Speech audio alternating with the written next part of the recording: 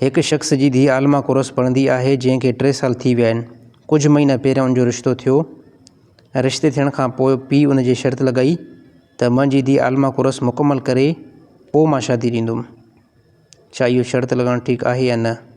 जंहिंसां उन रिश्तो कयो आहे उहे चवनि था त निकाह असांखे ॾियो, इन खां बाद में उहा आलमा कोर्स पढ़ंदी रहे, कोई बि हर्ज न आहे। उनजी तव्हां वज़ाहत कयो। निकाह थी वञे, निकाह जे अंदरि कंहिं क़िस्म जो कोई बि माने न आहे। इहा औरत निकाह करे इन खां बाद में पंहिंजे आलमी कोर्स के बाद में भी जेको कंटिन्यू करे सघे थी ऐं बाद में भी पढ़ी सघे थी। छाजे करे निकाह ज़रूरी आहे त असांजो ज़मानो जेको उहो फितने वारो ज़मानो आहे। फितने वारे ज़माने जे अंदरि जेकॾहिं औरत बालिगा थी आहे यानी बालिग थी आहे त फौरी तौर उनखे निकाह करणु खपे ऐं पंहिंजी तालीम खे कंटिन्यू बाद में भी रखे सघे थी, कोई बि हर्ज न आहे। साईं, ख़ुदकशी करण वारे जी जनाज़ नमाज़ थी वेंदी या न? जाइज़ आहे बिल्कुलु। कंहिं बंदे ख़ुदकशी कई आहे त उनजी जनाज़ा नमाज़ पढ़ी वेंदी ऐं जनाज़ा नमाज़ में मुसलमान शिरकत भी कनि। अलबत्ता हिकिड़ी ॻाल्हि ज़रूरु आहे त कोई बि वॾो अहले इल्म उन जनाज़े खे पढ़ाए न, बल्कि को अदना जेको बंदो हुजे उहो उन जनाज़े खे पढ़ाए। छाजे करे त जेकॾहिं को वॾो अहले इल्म उनखे पढ़ाईंदो त पोइ माण्हुनि जी नज़र में इहा ॻाल्हि हूंदी त ख़ुदकशी करणु जाइज़ अमल आहे, जंहिंजे करे वॾा वॾा उलमा इन जे अंदरि शिरकत कनि था।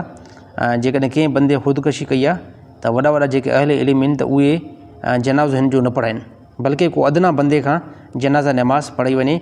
बाक़ी तमामु मुसलमान उन में शिरकत करे सघनि था। साईं, नमाज़ वारे मुसले ते मक़ाम इब्राहिम या खाना काबा या मस्जिद नबवी जी तस्वीर लॻल हूंदी आहे ऐं उन ते कॾहिं कॾहिं पेर बि लॻंदो, उहो अमल कीअं आहे? ग़लति आहे बिल्कुलु। जेकॾहिं काई बि तव्हां जाइ नमाज़ ख़रीद कयो त उन में खाना काबा जी तस्वीर न हुजे, नबी सल्लल्लाहु अलैहि वसल्लम जे रोज़े जी तस्वीर बि न हुजे ऐं मक़ाम इब्राहिम जी बि तस्वीर न हुजे। ऐं यकीन तौर ते इहे असल त न आहिनि, बल्कि उनजो फ़र्क़ु आहे ऐं उन ते जेकॾहिं पेर अचे थो त मां सम्झां थो इहा तौहीन आहे, इन खां बचणु खपे। तमामु मुसलमान जेकॾहिं जाइ नमाज़ खे ख़रीद कनि था त उहा जाइ नमाज़ ख़रीद कनि जेकी बिल्कुलु नॉर्मल हुजे ऐं कंहिं क़िस्म जी उन ते तस्वीर लॻल न हुजे। साईं, असां फजर नमाज़ खां बाद में रोज़ानो हथ मिलाईंदा आहियूं, उहो अमल सही आहे या न? इनखे लाज़िम सम्झणु ग़लति आहे त रोज़ानो फजर नमाज़ खां बाद में यकीन तौर ते असांखे हथु मिलाइणो पवंदो, त इनखे लाज़िम सम्झणु ग़लति आहे। अलबत्ता जेकॾहिं कोई ॿार ट्रेवल करे आयो आहे या कंहिं दोस्त सां 2-3 ॾींहं खां वठी करे मुलाक़ात न आहे थी, उन बेस ते जेकॾहिं कंहिं बि नमाज़ खां बाद में तव्हां हथु ॾियो था, जाइज़ आहे बिल्कुलु। कंहिं औरत जो मुड़ुसु मरी वियो ऐं उहा इद्दत जे दौरान पंहिंजे वारनि खे कारो कलर करे सघे थी या न? हिकिड़ी ॻाल्हि ज़हन में रखी वञे त कंहिं औरत जो जेकॾहिं मुड़ुसु इंतकाल करे वियो आहे ऐं उहा औरत इद्दत में आहे त इद्दत में का बि ज़ीनत वारी शइ खे इस्तेमालु उहा न कंदी। मसलन तौरु क्रीम न लॻाईंदी, वारनि खे तेल न लॻाईंदी या अहिड़ी तरह वारनि खे कारो कलर न कंदी। छाजे करे इहे जेके बि शयूं आहिनि इहे ज़ीनत में थियूं अचनि ऐं इद्दत जे दौरान औरत का बि ज़ीनत वारो कमु न कंदी।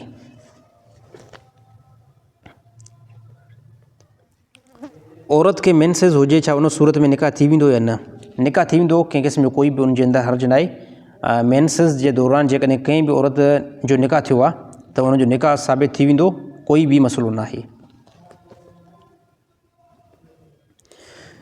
साईं, ज़ेर नाफ़ कटण खां पोइ छा गुस्ल वाजिब थींदो या न? कंहिं क़िस्म जो कोई बि गुस्ल वाजिब न थींदो ज़ेर नाफ़ कटण खां बाद में। छा आलिम पंहिंजो निकाह पाण पढ़ाए सघे थो या न? न बिल्कुलु। आलिम हुजे या हाफ़िज़ हुजे त उनजे लाइ बि ज़रूरी आहे त उनजे जिते निकाह थिए थो त 2 शाहिदनि जो हुजणु ज़रूरी आहे ऐं ॿियो को मौलवी साहिबु हुजे जेको ईजाब क़बूल कराए। साईं, के माण्हू नमाज़ बि पढ़ंदा आहिनि, रोज़ा बि रखंदा आहिनि ऐं पराई ज़मीन खाई वेठा आहिनि। नमाज़ त बुराई खां रोकींदी आहे, उन्हनि लाइ छा हुकुम आहे? हिकिड़ी ॻाल्हि ज़हन में रखी वञे, जॾहिं बि बंदे खां ख़ुदा जो ख़ौफ़ निकिरी वेंदो त पोइ उहो नमाज़ पढ़ंदो बि, रोज़ा रखंदो बि, पोइ बि उहो परावा हक़ खाईंदो, नाहक फ़ैसिला कंदो ऐं ज़ुल्म कंदो। छाजे करे? जॾहिं अल्लाह जो ख़ौफ़ निकिरी वियो आहे त इहो बंदो इन सभु मासीत वारनि कमनि खे कंदो। साईं, क़बर ते डांस करणु कीअं आहे? जेकॾहिं कंहिंखे शौक़ु आहे त पंहिंजी क़बर ते डांस करण जो त उहो पंहिंजी क़बर ते बिल्कुलु डांस कराए सघे थो, कोई बि उनजे लाइ माने हुकुम न आहे। बाक़ी शरीयत ऐं दीन इस्लाम इन तमामु कबी फ़ेलनि खां ऐं मासियत खां ऐं बेहई जे कमनि खां रोकियो आहे। त मां सम्झां थो जॾहिं जहालत उरूज ते अची वेंदी आहे त पोइ बंदा अहिड़ा कम बि कंदा आहिनि ऐं अहिड़े कमनि जे तरफ़ माइल बि थींदा आहिनि। अल्लाह ताला तमामु मुसलमाननि खे हिफ़ाज़त में रखे।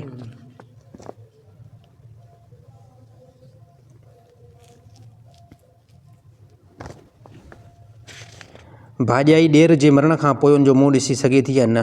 कंहिं क़िस्म जो कोई बि ज़रूरत न आहे औरत खे त उनजो ॾेर इंतकाल करे वियो आहे, हाणे उनजे मुंहुं खे ॾिसे, ज़रूरत न आहे, एहतियात करणु खपे।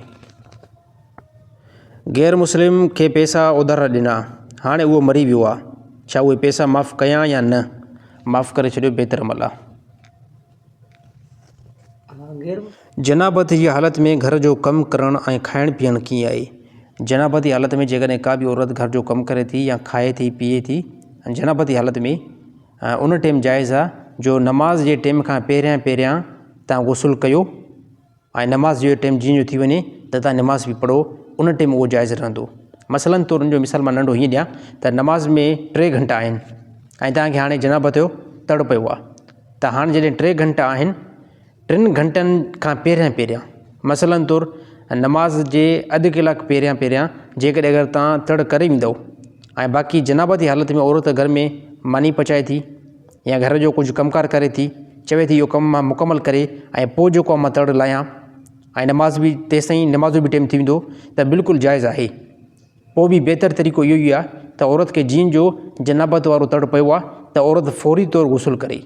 पर जेकॾहिं कंहिं उज़ुर जे करे फौरी तौरु गुसुल नथी करे सघे त कम से कम शरीयत जेकी रिआयत ॾिनी आहे उहा इहा ई आहे त नमाज़ जे टाइम खां पहिरियां इहा औरत जनाबत वारो गुसुल करे छॾे।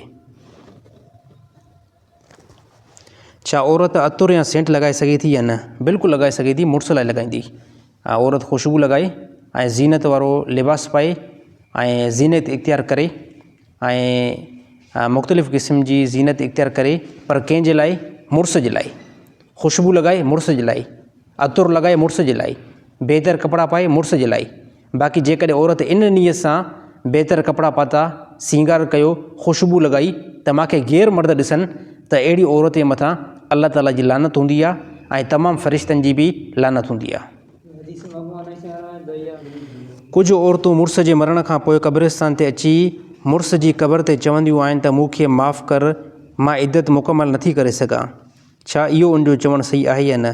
बिल्कुलु शरीयत खां ख़िलाफ़ु ऐं ग़लति तरीक़ो आहे। जेकॾहिं का बि औरत पंहिंजे मुड़ुस जी इद्दत कंप्लीट नथी करे त इहा औरत कबीरा गुनाहगार थींदी ऐं जेकॾहिं इद्दत जे दौरान औरत निकाह कयो त निकाह जेको आहे साबित न थींदो, इहा ॿिए मर्द वटि वञी करे ज़िना पई कराईंदी। त तमामु औरतुनि जे लाइ ज़रूरी आहे त मुड़ुस इंतकाल करे वियो आहे, 4 महीना 10 ॾींहं इद्दत खे कंप्लीट कनि। ॿी सूरत में औरत खे तलाक मिली आहे त इहा 3 मेंसिस मुड़ुस जी इद्दत में वेंदी। जेकॾहिं औरत खे मेंसिस नथा अचनि त इहा औरत 3 महीना इद्दत में वेंदी। इहा शरीयत कुझु हुदूद बयानु कया आहिनि।